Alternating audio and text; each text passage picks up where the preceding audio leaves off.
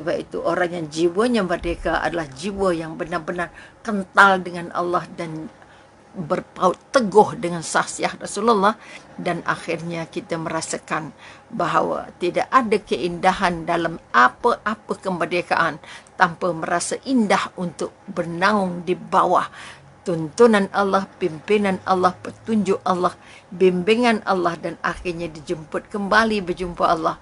Oleh itu sekali lagi, siapapun kita merdeka untuk memilih apa pekerjaan yang kita hendak, tapi pastikan setiap pekerjaan itu pekerjaan yang diredai Allah. Pastikan semua tugas jualan-jualan kita itu adalah jualan-jualan yang sudah menutup syarat-syarat untuk tidak berlaku perkara-perkara yang kita katakan syubhah. Itu kalau pada makanan, pastikan bahan perasa yang kita gunakan, apa kita kata bahan-bahan lain yang kita guna, lemaknya mestilah lemak yang sudah benar-benar sah, tidak bercampur dengan lemak-lemak haiwan yang yang diragukan, kita kata. Dan kalau dia berniaga apapun barang ke benda ke, maka kalau Allah kata apa, Nabi kata apa, setiap utusan Allah itu berniaga. 9 dari 10, ini ungkapan orang Arab, bukan kata Nabi. 9 dari 10 kekayaan itu datangnya dari perniagaan. Jadi sangat ramai kalau kita tengok Facebook, orang menjual macam-macam.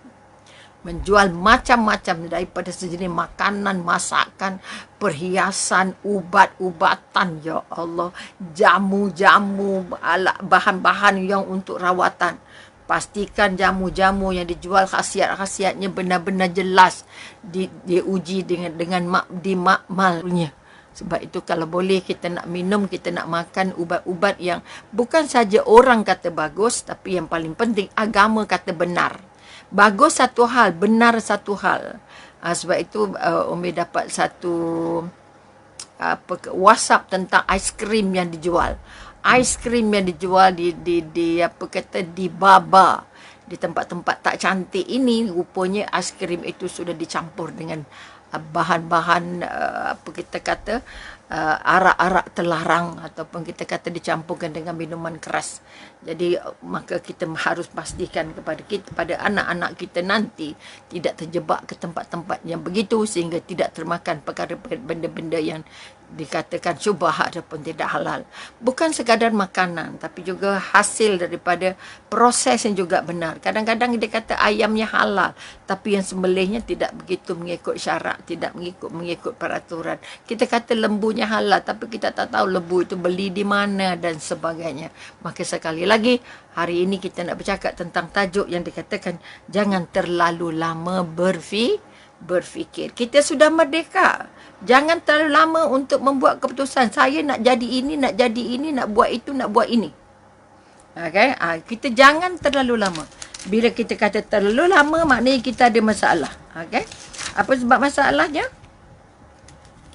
Bila kita terlalu lama, kita katakan kita sudah merdeka lama. Tapi kita masih tak merdeka dari segi ekonomi, tak merdeka dari segi agama, masih tak merdeka dari segi anak-anak. Dan malah sekarang lagi makin takut. Ada anak tak boleh main di luar, ada lagi orang jahat, orang ambil anak, orang rampas, orang rompak, orang... ini kita katakan kita belum jumpa kemerdekaan sosial yang sepenuhnya. Nah, kerana apa? Kita belum jumpa, belum dapat, belum rasa kemerdekaan akidah yang benar-benar tuntas, yang benar-benar jelas. Kita kata kita orang Islam, tapi kita katakan kita tak faham Quran pun kita senang hati. Kalau kita orang Islam, mesti faham isi Al-Quran. Sebab itu, kalau kita kata melihat semua, kalau kita katakan di England itu, ataupun di United Kingdom itu, yang masuk Islam sangat 200,000 setahun. Kerana apa? Mereka mengkaji Islam. Malah ada seorang yang berkongsi pandangannya, dia adalah seorang Kristian yang diajarkan tentang Nabi Isa adalah Tuhan, tetapi setelah dia membaca surah Maryam, dan dia melihat sejarah bagaimana Maryam melahirkan Isa dan bagaimana kesemewaan dan kesulitan yang dilalui oleh Maryam, wanita paling suci, dan bagaimana Nabi Isa dapat bercakap ketika bayi, maka dia terus tanpa buang masa. Inilah kenyataan yang paling benar. Inilah kenyataan yang paling tepat bahawa Jesus memang bukannya Tuhan, tapi Jesus adalah Nabi. maka terus convert, terus bertukar agama kerana dia dapat keyakinan bertuhan yang benar-benar. Dia memerdekakan dirinya daripada taksub pada benda-benda yang tidak cantik. Maka sekali lagi, mari kita melihat, jangan berfikir terlalu lama, kerana bila kita berfikir terlalu lama, maknanya kata apa? Kita hilang kemerdekaan. Bila kita kata hilang kemerdekaan, kata nak buat ke tak buat, nak buat ke tak buat, jadi ke tak jadi. Ini pada makna kata-kata. Kerana kita katakan kita ada semalam, ada hari ini dan hari esok.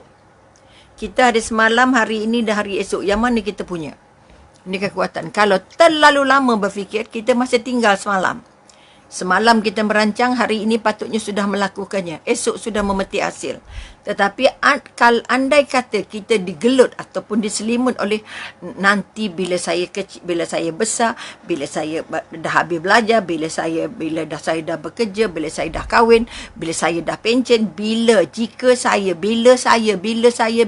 ini akan membuatkan kita terlalu banyak buang masa dan akhirnya jika itu sebenarnya mengorbankan terlalu banyak masa dan terlalu banyak kebaikan yang kita tinggalkan hanya bergantung pada andai kata jika saya gini, jika saya begini, tapi tidak berbuat. Oleh itu sekali lagi, semalam sudah berlalu, jangan tinggalkan kosong, jangan dia berlalu sia-sia. Kedua, hari ini adalah hari kita, hari ini adalah hari kehidupan, hari ini adalah hari-hari yang menghidupkan.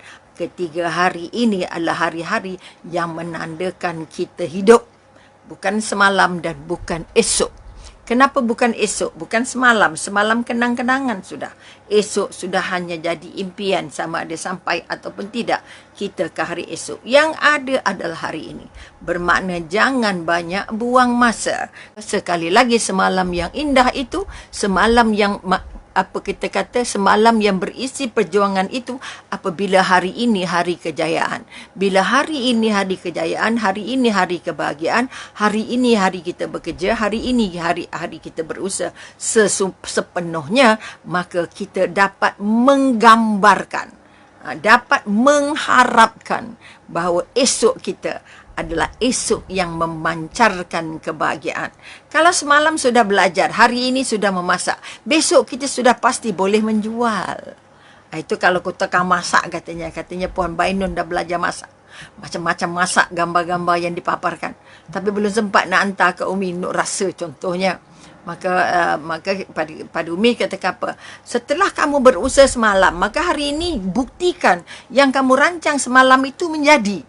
Setelah menjadi hari ini, maka esok adalah hari-hari bahagia untuk kita meneruskan kerja keras itu. Kerana dengan kerja keras sahaja, kita akan dapat menyelamatkan diri kita daripada membuang masa, daripada merasa menyesallah dulu, kalau dulu buat ini, kalau dulu buat itu, kalau dulu, kalau dulu. Sebab itu jangan lagi fikir kalau dulu. Sekarang jalan. Jalan sekarang, kerana esok menanti hanya datangnya daripada hasil sekarang. Walaupun kita tak tahu kita jumpa esok atau tidak, tetapi bayangkan, jadikan, usahakan, ciptakan hari ini adalah hari bahagia.